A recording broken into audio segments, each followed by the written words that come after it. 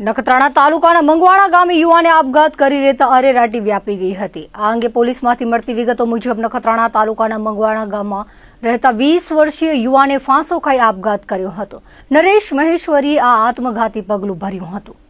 હતભાગ્યે કોઈ અગમ્ય કારણોસર ગામના તળાવ પાસે આવેલ વાડીમાં ફાંસો ખાઈ જીવન ટૂંકાવી લેતા નખત્રાણા પોલીસે અકસ્માત મોતનો ગુનો દાખલ કરી આગળની તપાસ હાથ ધરી છે.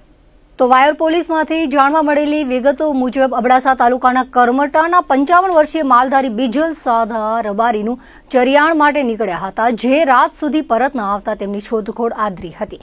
શોધખોળ દરમિયાન કરમટા ગામની પશ્ચિમ સીમ બાજુ પાણીના ખાબોચિયામાંથી તેમની લાશ મળી આવી હતી. સંભવત બીજલનું પાણીના ખાબોચિયામાં ભેંસને કાઢવા દરમિયાન મોત થયું હોવાનું માનવામાં આવી રહ્યું છે. આ બનાવની જાણ થતાં અબડાસા મામલતદાર તેમજ પોલીસ સહિતનો સ્ટાફ ઘટના સ્થળે પહોંચીને પંચનામો અને પોસ્ટમોર્ટમ કરી લાશને પરિવારજનોને સોંપાઈ હતી.